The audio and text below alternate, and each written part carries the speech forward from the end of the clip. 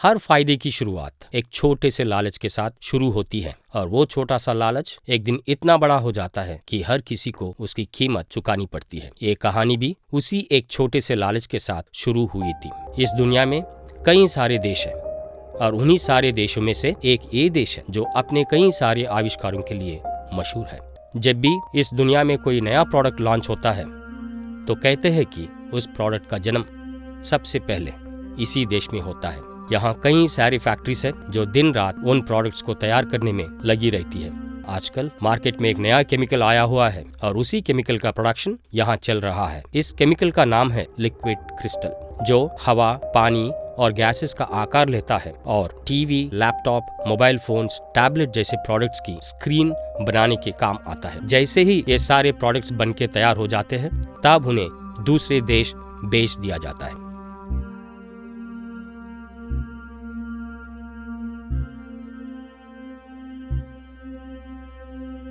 इस पृथ्वी पर इंसान ही एक ऐसा प्राणी है जो पैसे से हर चीज को खरीद और बेच सकता है। मार्केट में नए प्रोडक्ट्स को चमकता देखकर हर कोई उसका दीवाना बन जाता है और जल्द से जल्द उसे खरीदने की ठान लेता है। कंज्यूमर की बढ़ती डिमांड को देखकर दुकान और शॉपिंग मॉल वाले मैन्युफैक्चरिंग कंट्री से और ज्यादा प्रोडक्ट्स मंगवाते हैं। अपने प्रोडक्ट्स की दुनिया भर में बढ़ती डिमांड को देखकर मैन्युफैक्चरिंग कंट्री लालच पे पड़ जाती है और खेती बाड़ी की जमीन को काट कर वहां पर फैक्ट्रीज बना देती है। नई फैक्ट्रीज बनते ही प्रोडक्शन और तेजी से शुरू हो जाता है और पूरी दुनिया में प्रोडक्ट्स की सप्लाई दुगनी हो जाती है। कम समय में ज्यादा प्रोडक्ट्स बनाने की लालच में मैन्युफैक्चरिंग कंट्री मर्क्यूरी और कैडमियम जैसे केमिकल्स का इस्तेमाल भारी मात्रा में शुरू कर देती है। मर्क्यूरी वेस्ट को फैक्ट्रीज की चिमनी द्वारा खुली हवा में छोड़ा जाता है। शुद्ध हवा सारी मर्क्यूरी को अपने साथ लेकर समुद्र की लहरों पर जाकर बस जाती है। भूखी मछलियां इस मर्क्यूरी वेस्ट को अपना खाना समझकर खा लेती है और सारी मछलियां बीमार हो जाती है। कैडमियम वेस्ट को फैक्ट्रीज की पाइपलाइन के जरिए डायरेक्ट जमीन के साफ पानी में छोड़ दिया जाता है। साफ पानी के साथ मिक्स होकर कैडमियम वेस्ट मैन्युफैक्चरिंग कंट्री की बची कुची खेती बाड़ी में घुसकर सारी फसल को तबाह कर देता है। नए प्रोडक्ट्स बनाने के लालच में मैन्युफैक्चरिंग कंट्री का बेसिक फूड चावल और मछली पूरी तरह से बर्बाद हो चुका है। जैसे ही लोग मछली और चावल खाते हैं तब ये पॉइजनस खाना उनकी दोनों किडनीज को डैमेज कर देता है। कुछ दिनों में मैन्युफैक्चरिंग कंट्री के लोग बीमार हो जाते हैं। अपने परिवार वालों को तड़पता देखकर हर कोई उन्हें हॉस्पिटल लेकर जाता है। हॉस्पिटल में पहले से ही कई सारे लोग तड़प रहे हैं। डॉक्टर्स उन सारे लोगों का चेकअप करते हैं। चेकअप करने के बाद पता चलता है कि कई सारे लोगों की किडनीज पूरी तरह से डैमेज हो चुकी है। इस गंभीर समस्या को देखकर सारे सीनियर डॉक्टर्स एक मीटिंग अरेंज करते हैं। मीटिंग में सीनियर डॉक्टर्स सभी से कहते हैं कि अगर हमें इन सारे लोगों की जान बचानी है तो जल्द से जल्द इनका किडनी ट्रांसप्लांट कराना जरूरी है, नहीं तो कुछ दिनों में ये सारे लोग मर जाएंगे। सीनियर डॉक्टर की बात सुनकर बाकी डॉक्टर्स कहते हैं कि इतने कम समय में हमें इतनी सारी किडनीज कहां से मिलेंगे। इस बात पर दूसरा डॉक्टर कहता है कि ऐसे कठिन समय में हमारी मदद इंटरनेशनल ऑर्गन माफिया वाले कर सकते हैं। मीटिंग में आए हुए सभी डॉक्टर्स इस बात से सहमत नहीं होते। अपने लोगों की जान बचाने के लिए सीनियर डॉक्टर को दूसरा रास्ता नजर नहीं आता और वो इंटरनेशनल ऑर्गन माफिया से मदद लेने के लिए तैयार हो जाते हैं। सीनियर डॉक्टर की सहमति को देखकर जूनियर डॉक्टर कोडेड लैंग्वेज में अपनी डिमांड इंटरनेशनल ऑर्गन माफिया के सामने रखते हैं और उसे लिखते हैं कि अगर एक हफ्ते के अंदर कई सारी किडनीज मिल जाए तो इस डिमांड को पूरा करने पर माफिया को 1000 करोड़ रुपए मिलेंगे। 1000 करोड़ के लालच को सुनकर माफिया उनकी डिमांड को मान लेती है और अपनी डिमांड एशियन कंट्रीज के लोकल ऑर्गन माफिया के सामने रखती है।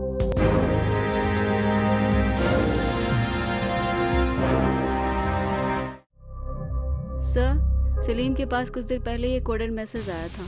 मैंने डिकोड किया पर मुझे कुछ समझ में नहीं आ रहा सर। रामनगर से घनश्याम यादव और मोगलपुरा से अहमद अली को कल सुबह 10 बजे यहाँ आने के लिए कहो। मगर क्यों सर? ठीक है सर।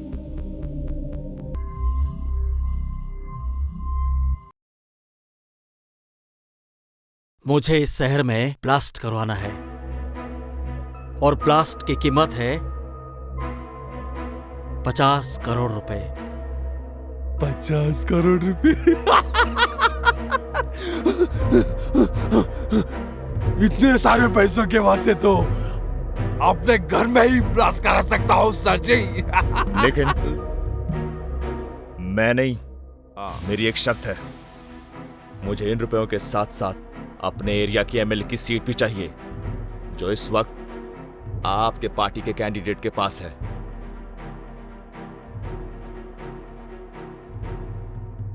ठीक है, आप हमारा काम कर दीजिए, हम भी आपका काम कर देंगे।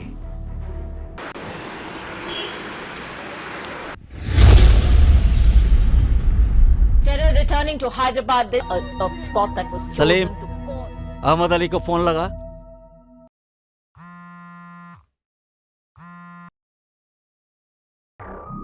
जी सर। अगर तुम्हें एमएलए बनना है तो अपने एरिया में भड़काऊ भाषण देकर अपने लोगों का दिल जीतो। उनसे कहो कि शहर में जो ब्लास्ट हुआ है उसका इल्जाम घनश्याम यादव हम पर लगा रहा है। अपने लोगों को इतना भड़काओ कि वो मरने मारने पर उतर आ जाए। इससे मुझे तुम्हें सीट दिलाने में आसानी होगी।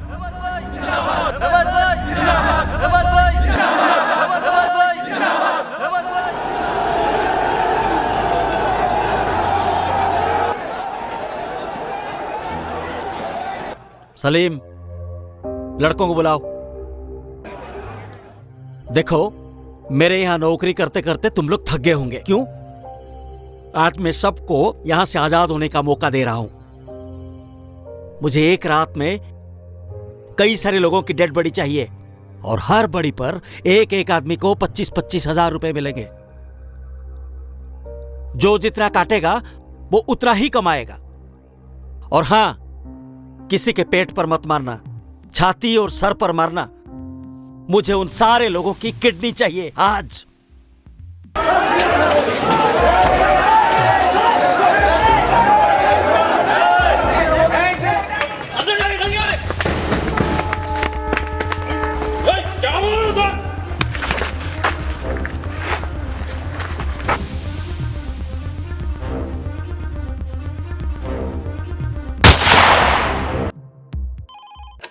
हेलो, ये तुम्हारे एरिया में क्या हो रहा है इंस्पेक्टर? है सर।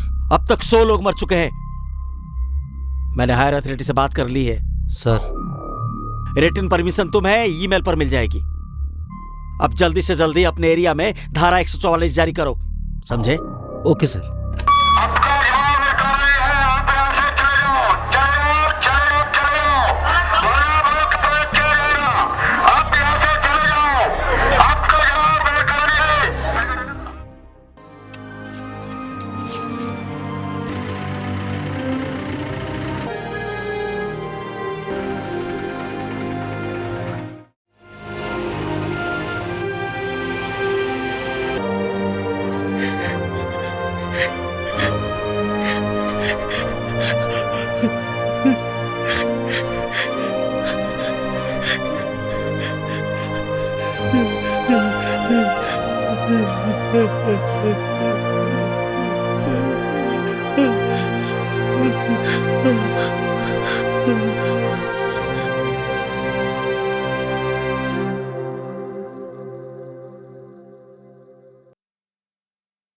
डॉक्टर, अब तुम्हारे सामने ढेर सारे लाशें पड़ी होंगी और आज रात के अंदर मुझे उन सारी लाशों की किडनी चाहिए। और इस काम को पूरा करने के लिए तुम्हें 20 करोड़ रुपए की बख्शिश मिलेगी, समझे?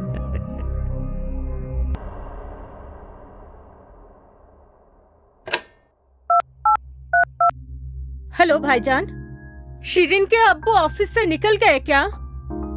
उनका फोन नहीं लग रहा है, अभी तक घर नहीं पहुंचे। अच्छा अम्मी, शिरीन बेटा, अब्बू कहाँ है? अकरम चाचा के घर पे है ना? नहीं अम्मी, वो वहाँ पर भी नहीं है। हाँ, या अल्लाह, उन्हें कुछ हो तो नहीं गया? नहीं अम्मी, उन्हें कुछ नहीं होगा, आप परेशान मत होइए। शिरीन, मैं कल पुलिस स्टेशन जाऊंगी और पता लगाऊंगी कि अब्बू कहाँ है। अम्मी, अब्बू आ जाएंगे, अम्मी, अब्बू आ जाएंगे।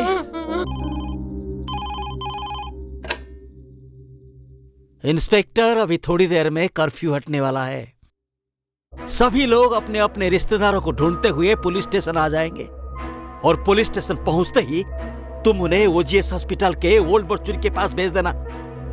मर्चुरी में पड़ी सड़ी लाशों को देखकर वो अपने रिश्तेदारों को ही भूल जाएंगे। Okay sir.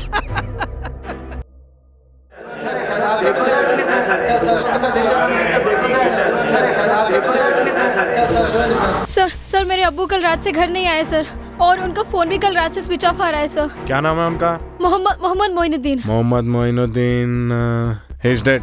वो मर चुके हैं। ओजीएच हॉस्पिटल के ओल्ड मॉर्चरी में उनकी डेड बॉडी मिलेगी। सर सही है, लेकिन ये लिस्ट गलत भी तो हो सकती है सर। अरे टाइम वेस्ट मत करो, मॉर्चरी में बॉडी देख के कंफर्म करो प्लीज। अब जाओ। हाँ, तुम्हारा क्या है? आप पीछे हटिए। जब तक इन सबों का पोस्टमार्टम नहीं होता तब तक आपको अंदर आने की इजाजत नहीं है। आप चलिए, आप चलिए, आप चलिए। हटिए, हटिए, हटिए पीछे। अंकल मेरे अब्बू अंदर है, मैं उनको लेने आई हूँ। नहीं बेटा, नहीं, अभी तक अंदर की हालत देखने की हिम्मत तुझे ऊपर वाले ने नहीं दी है बेटा।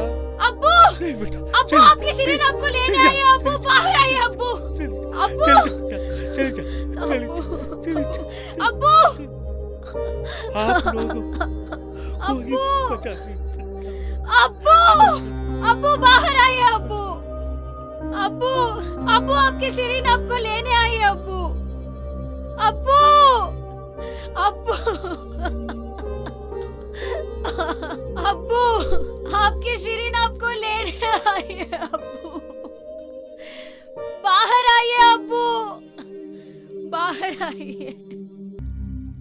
मैडम, 3 दिनों से सेव वो मार्चुरी में ऐसे बिखरे पड़े हुए हैं मैडम। रूल्स के मुताबिक 72 घंटों में इन सेवों का अंतिम संस्कार हो जाना चाहिए, मगर उसे उठाने कोई भी नहीं आ रहा है मैडम। आप तो कुछ कीजिए मैडम।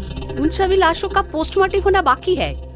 पोस्टमार्टम होने के बाद पुलिस वाले उन लाशों को उनके रिलेटिव्स तक पहुंचा देंगे। पोस्टमार्टम तो 3 दिन पहले ही हो चुका था मैडम, मगर वो पूरे सेव मार्चुरी में ऐसे ही पड़े हुए हैं मैडम। और मैडम, इन सेवों को और कुछ दिन ऐसा ही रखा गया तो बहुत बड़ी बीमारी फैल सकती है मैडम। अच्छा, हाँ मैडम। अब आप सिखाएंगे मुझे डॉक्टरी करना? उन लाशों की चिंता आपको इतनी सता रही है तो आप चक्कर क्यों नहीं जला देते उन लाशों को? जाओ जाओ यहाँ से, मुझे परेशान मत करो।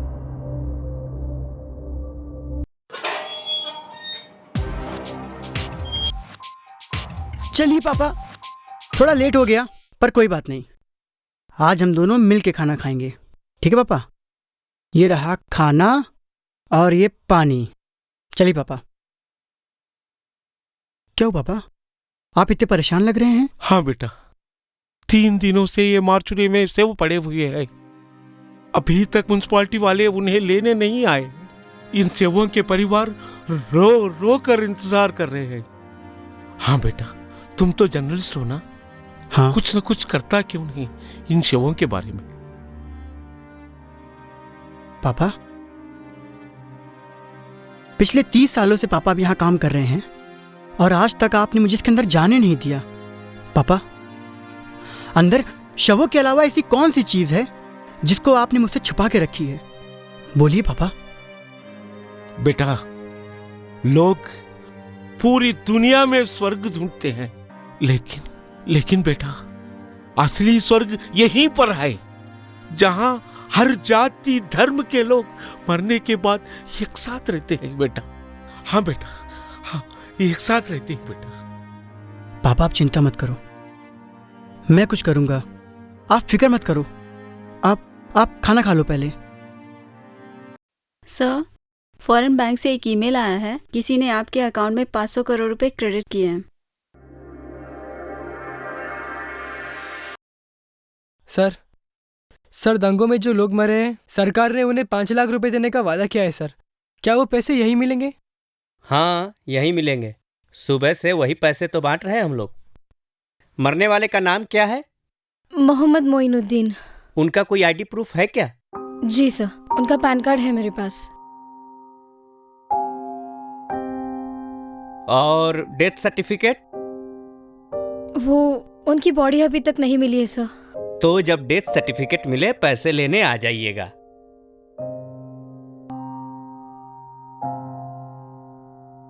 पापा, पापा, पापा,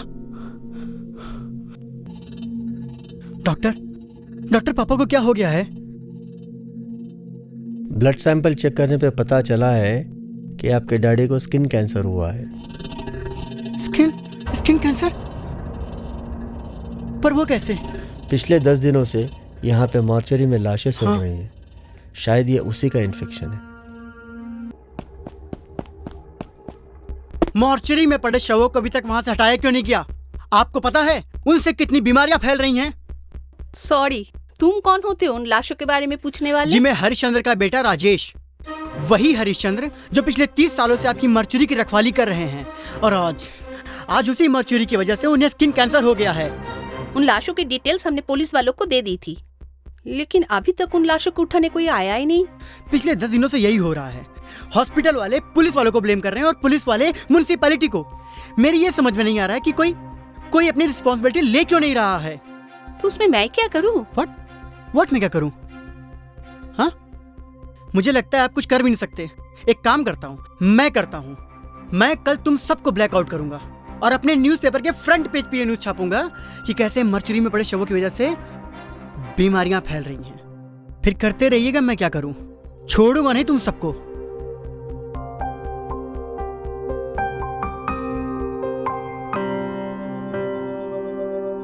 सर। ओके।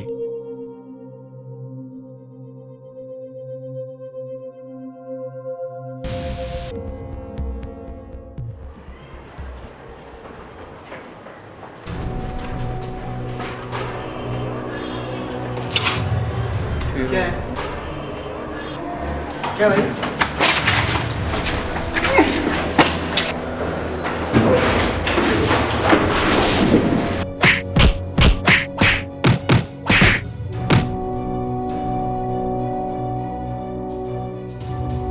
अगली बार हॉस्पिटल और मर्चुरी के खिलाफ लिखने की जरूरत की तो जिंदा नहीं बचेगा तू।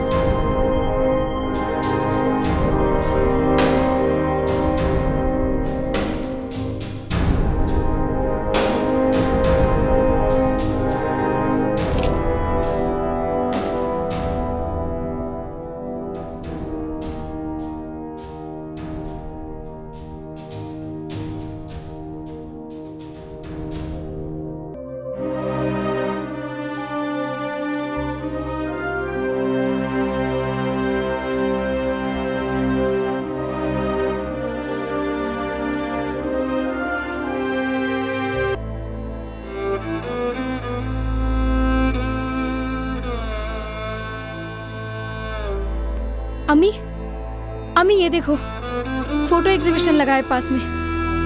मुझे लगता है हमें यहाँ से अब्बू की खबर जरूर मिलेगी। अम्मी, हमें चलना चाहिए। हाँ हाँ, अभी अभी चलिए। हाँ हाँ, चल बेटा चल।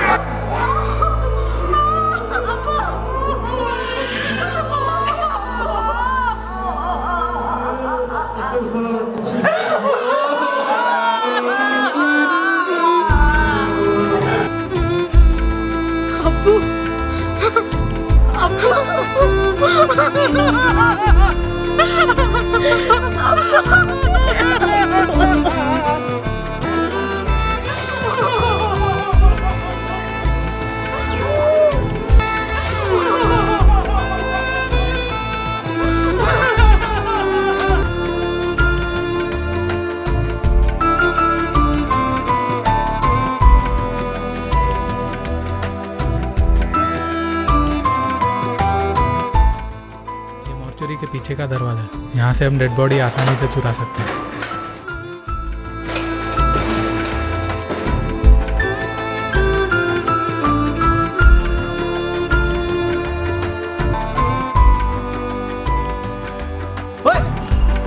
मॉर्चरी वाला रुक, अरे रुक।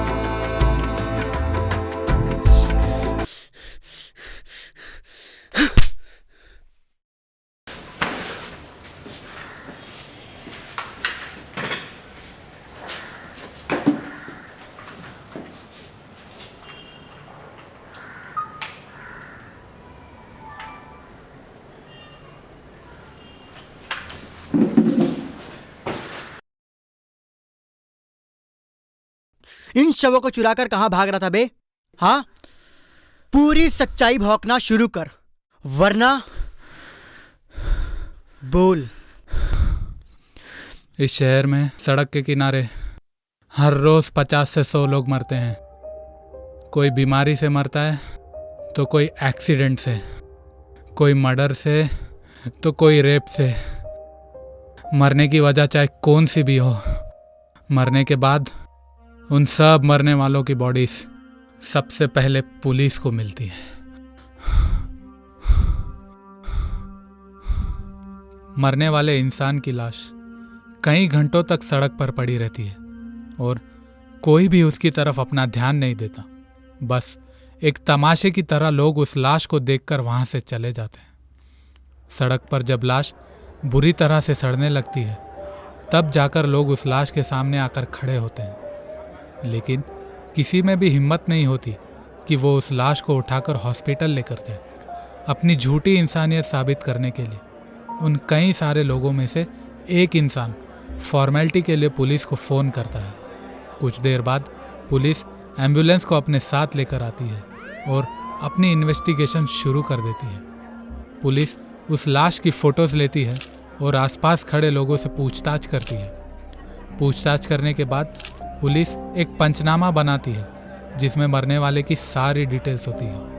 पंचनामा बनाने के बाद पुलिस उस लाश को उठाकर एम्बुलेंस में रख देती है। एम्बुलेंस उस लाश को लेकर हॉस्पिटल आती है। पुलिस और डॉक्टर उस लाश को लेकर मॉर्चुरी में जाते हैं। मॉर्चुरी में बॉडी सबमिट करने के बाद हॉस्पिटल वाले एक प्रेस रिलीज करते हैं जिसमें मरने वाले की सारी डिटेल्स होती है। प्रेस रिलीज के बाद 3 दिन या 72 घंटों तक बॉडी को मॉर्चुरी में रखा जाता है। लेकिन असलियत में ऐसा नहीं होता। जैसे ही मॉर्चुरी में पुलिस डेड बॉडी लेकर आती है, तब मॉर्चुरी वाला और डॉक्टर्स मिलकर पुलिस को रिश्वत देकर वहां से भेज देते हैं। डॉक्टर्स मॉर्चुरी में हर डेड बॉडी पर एक ऐसा लिक्विड चढ़ाते हैं जो बॉडी को 5 से 6 महीने तक फ्रेश रखता है। लिक्विड चढ़ाने के बाद बॉडी का रेट किया जाता है, जहां मेल बॉडी 4 से 5 लाख रुपयों में बिकती है और फीमेल बॉडी 15 से 20 लाख रुपयों में। बेचने के बाद बॉडी को 2 हिस्सों में बांटा जाता है, पहला फ्रेश बॉडी और दूसरा रफ बॉडी। फ्रेश बॉडी में 72 घंटों के अंदर जो भी पार्ट्स होते हैं उन्हें निकालकर बेच दिया जाता है और रफ बॉडी में स्केलेटन को 50 से 60 हजार रुपयों में बेचा जाता है। अगर बॉडी रेड ट्रेड के काम नहीं आती तो उन्हें मेडिकल कॉलेजेस में इलीगली बेचा जाता है। इतना सब कुछ होने के बाद भी अगर बॉडी रेड ट्रेड और मेडिकल कॉलेजेस के काम नहीं आती तो तब उन्हें हॉस्पिटल के कचरे में फेंक दिया जाता है। कचरे में फेंकने के बाद म्युनिसिपैलिटी की कचरा उठाने वाली गाड़ी उन लाशों को कचरे के ढेर के साथ लेकर जाती है। ये सारी चीज़ें लोगों की आंखों के सामने होती हैं, लेकिन सब कुछ देखने के बाद भी कोई भी अपनी आवाज़ नहीं उठाता। कचरे की गाड़ी लाशों को सिटी के डंपयार्ड में फेंक कर चले जाती है। डंपयार्ड में कुत्ते और चील मिलकर लाशों को नोच नोच कर खा जाते हैं। ये तो सिर्फ एक लाश की बात है। आज मॉर्चुरी में ऐसी कई सारी लाशें पड़ी हैं। फ्रीज़र तो कभी चलता ही नहीं। सारी लाशों को मॉर्चुरी में कचरे की तरह रखा हुआ है, जिसके कारण आसपास के एरिया में कई सारी बीमारियां फैल रही हैं। आसपास के लोगों की कंप्लेंट आने के बाद डॉक्टर्स हरकत में आते हैं और उन सारी लाशों का मास क्रीमेशन करने के लिए तैयार हो जाते हैं। हर तरह से पैसे कमाने के बाद उन लाशों को शहर के बाहर एक गुप्त जगह लेकर जाया जाता है।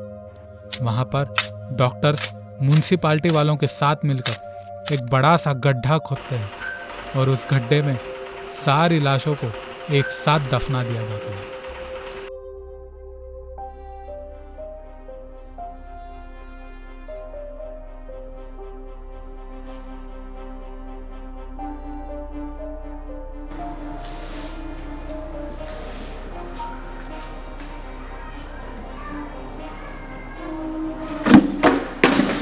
मदर, अच्छा हुआ मरने के बाद आत्माएं नहीं मिलती, वरना तुम लोग उससे भी बेच खाते।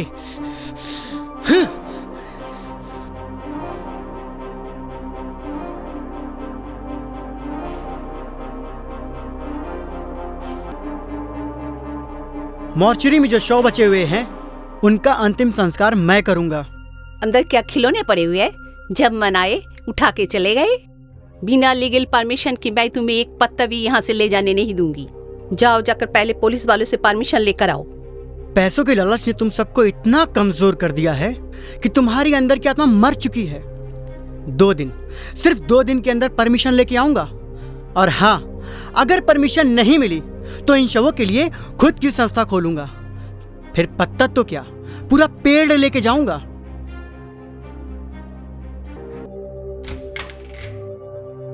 जी, मेरा नाम राजेश है।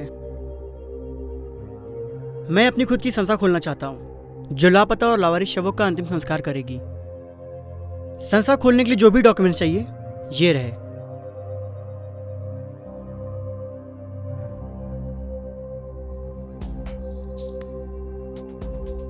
आपके डॉक्यूमेंट्स तो सारे करेक्ट हैं जी, लेकिन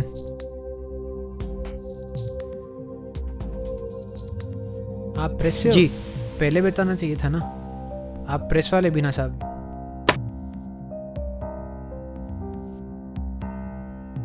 ये लीजिए, खुल गई आपकी संस्था। Thank you very much.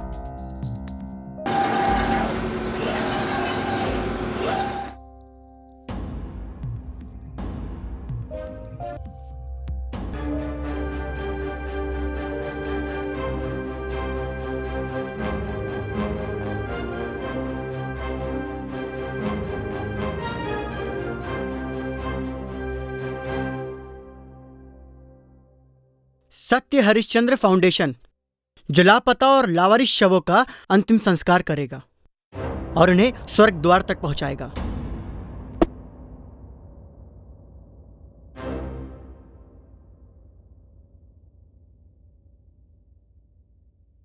Sir, वो मर्चरी वाले का बेटा बची हुई लाशों का अंतिम संस्कार करने जा रहा है। उसने अपनी एक संस्था भी खोल ली है। इस वक्त उसके पास परमिशन के सारे पेपर्स भी है। इस वक्त कहाँ गया है वो? मॉर्चरी की तरफ ही गया है। नहीं,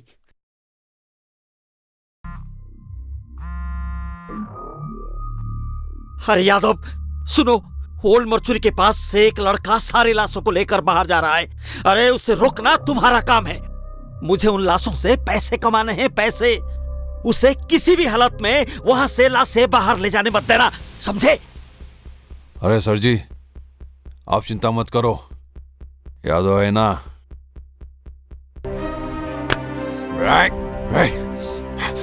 देश की सेवा करने के लिए तूने क्या जिम्मेदारी ली है? चुपचाप सारी लाशों को पर्चे में डाल, नहीं तो बेटा चंद मिनटों में तू भी एक लाश बन जाएगा, समझा? देश सेवा नहीं, देश को सुधारने की जिम्मेदारी ली है। इन सारे शवों को स्वर्ग द्वार पहुंचाने की जिम्मेदारी ली है। और अगर कोई मेरी जिम्मेदारी के बीच आया ना, जिंदा नहीं छोड़ूंगा। तुझे क्या हमारे लोग इस सड़ी लाशों को चलाने देंगे? ये लोगों की धमकी किसी और को देना, मुझे नहीं। वैसे भी अच्छे काम करने के लिए मुझे किसी की मंजूरी या ना मंजूरी की इजाजत लेने की कोई जरूरत नहीं। चल पीछे हट, पीछे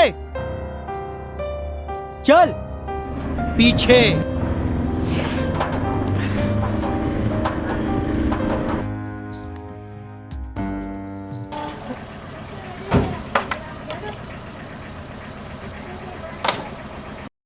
भाई साहब, मुझे इन शवों का अंतिम संस्कार करना है। अंतिम संस्कार जी। శవం ఎక్కడా? ये इधर है। బాబు, ఇక్కడ అంతిమ సంస్కారాలు చేయాలంటే కొన్ని పద్ధతులు ఉన్నాయి. అయ్యగారు ఉండాలి, చందనం చెక్కలు ఉండాలి, దానికి 15,000 ఖర్చు అవుతుంది. అది కాకుండా అయ్యగారు లేకుండా, చందనం చెక్కలు లేకుండా తగలబెట్టాలంటే 5,000 ఖర్చు అవుతుంది. అర్థమవుతుందా? అది కాకుండా వేరే మతానికి సంబంధించిన వాళ్ళైతే ఇక్కడ స్థలం కోసం, నువ్వైతే తగలబెట్టడానికి అడిగావనుకో, స్థలం కోసం ముందుగాలే 20,000 రూపాయలు అడ్వాన్స్ ఇవ్వవలసి ఉంటుంది. అది కాకుండా శవాన్ని ఈ రోజే ఇప్పుడే తగలబెట్టాలనుకుంటే 30,000 ఇవ్వాల్సి ఉంటుంది. అర్థమైందా? पर ये सारे शव तो लावारिस हैं, इनका इस दुनिया में कोई नहीं। अगर आप थोड़ी सी मदद कर देंगे तो इन्हें स्वर्ग द्वार तक पहुंचाने में बहुत आसानी होगी। బాబు, ఇది అనాథ శవము, 3 నెలలైంది చచ్చిపోయి. ఇది తగలబెడితే ఉండాలా పోవాలా వీళ్ళంతా? పట్టుకో, పో పో పో పో పో పో పో। आज पूरा शहर इन शवों के खिलाफ हो गया है। मुझे लगा था कि इन्हें यहाँ आके मुक्ति मिल जाएगी, पर भूल गया था कि इन्हें जलाने वाले भी तो एक इंसान ही है, जिन्हें पैसे की भूख के अलावा और कुछ नजर नहीं आता। పోవా బాబు, పో పో। రేయ్, కట్టెలు తీసుకోబో।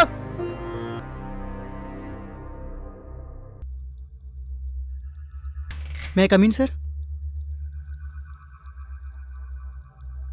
सर, मेरा नाम राजेश है और मैंने अपनी खुद की संस्था खोली है, सत्य हरिश्चंद्र फाउंडेशन, जो लापता और लावारिस शवों का अंतिम संस्कार। एक मिनट, तुम यहाँ चंदा मांगे तो नया है ना? नहीं सर, मैं चंदा मांगने नहीं आया।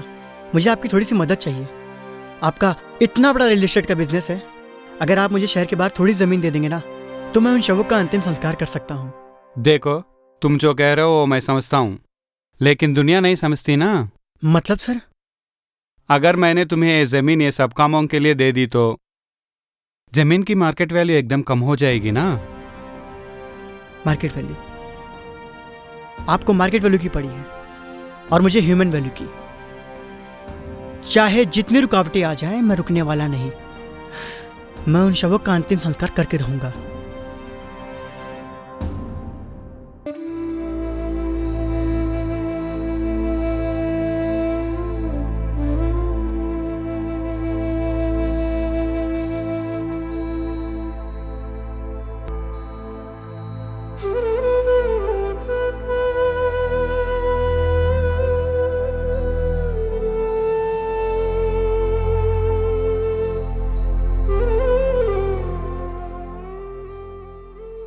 नमस्कार दोस्तों, मेरा नाम राजेश है और मैं एक जर्नलिस्ट हूँ।